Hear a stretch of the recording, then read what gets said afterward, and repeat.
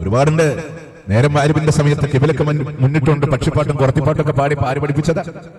കുറത്തിപ്പാട്ട് ഫാത്തിമ ബീവിയുടെ പേറിന്റെ കഥ ഉതുവെടുത്ത് പറയുന്ന സെക്സിലെന്നും ജൽസിലെന്നും കൽപ്പകത്തി ഓഷകെട്ടി മാമലിയാർ വന്നു നിന്ന് നോക്കി നേരം കുറത്തി തന്റെ മരവലിയാർ കണ്ടു എന്ന് പറഞ്ഞതിന് വന്നനല്ലേ ഫാത്തിമ ബീവി 1 പെറ്റാൽ 10 പെറ്റ മേനി എന്ന് പറഞ്ഞ പേറിന്റെ കണക്ക് പറയുന്നുണ്ട്.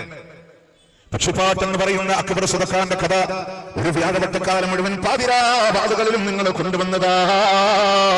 പുസ്തകമായി അറബി മലയാളമായി ഓഡിയോ കേസറ്റുകളായി ഓഡിയോ സീഡികളായി വരെ നിങ്ങൾ പുറത്തിറക്കിയതല്ലോ. പർവ്വതത്തിന്റെ മുകളിലിരിക്കുന്ന അക്ബർ സുദഖാനോട് അല്ലാഹുവിന്റെ ഹബീബ് വിളിക്കുന്നോളൂ പരിവസിക്കുന്നു. നീ പറഞ്ഞാൽ ആ പക്ഷി പരിവസിക്കുന്നുണ്ട്. നീ ഉക്കാല ചന്തയില് ഞാൻ കടന്നു വരൂലെന്ന് പറഞ്ഞ ഉമർ റളിയല്ലാഹുവിനെ ആട്ടി ഓടിച്ചിടും ആ പക്ഷിയാ. നിങ്ങൾ പറയുന്ന മക്കത്തെ റസൂലിനെ ഞാൻ അറിയില്ല.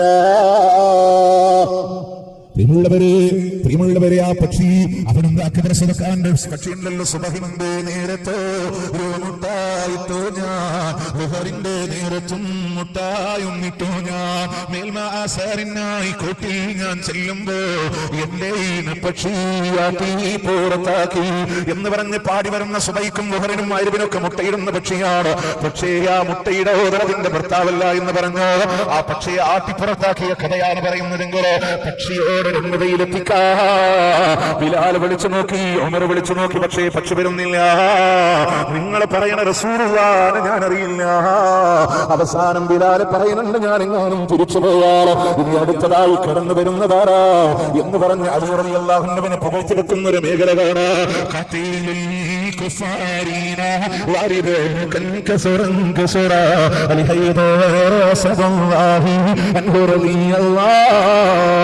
അല്ലാഹുവിന്റെ റസൂലിന്റെ മരുമകനാകും അലിയെങ്ങാനും കടന്നു വന്ന ദുൽഫുഖാർ എന്ന് പറയുന്ന വാളിന്റെ മേലെ നിന്റെ തല അവിടെ ചിഹ്നിച്ചു തരമെന്ന് പറയുമ്പോ ആ പക്ഷി പറയുന്നുണ്ട് മക്കത്തെ അലിയോട് പറയല്ലേ, മക്കത്തെ അലിയോട് പറയല്ലേ. മക്കത്തെ റസൂലുള്ളാഹിനെ അറിയില്ല, മക്കത്തെ അലി അറിയാൻ ആരുണ്ടാക്കിയതാണ്. ഫാത്തിമ ഹദീജ ബീവിയുടെ പോറിന്റെ കഥ, ഷിയായിസത്തിന്റെ കഥ, അതുപോലെ തന്നെ ഫാത്തിമ ബീവിയുടെ ജനനത്തിനെ പ്രത്യേകം എടുത്തു പറയുന്ന ജാലമോ അവിടുന്ന് ഫാത്തിമ മൗലിദിന്റെ കഥകളാറാ. ഷിയായിസങ്ങളല്ലേ പ്രിയമുള്ളവരെ, എന്തിനേറെ അല്ലാഹു അല്ലാത്ത മഹാന്മാരോട് തേടിയാലും കുഴപ്പമില്ല, ഇലാഹാണെന്ന വിശ്വാസം ഉണ്ടാകാതിരുന്നാലും മതിയെന്നാണ് ഷറഫിയുടെ സംസാരത്തിൽ നിങ്ങൾ കേട്ടില്ലേ. ഈ വാദം പോലും ഏകത്തോടെ പഠിപ്പിച്ചവരാരാണെന്ന് അറിയണോ?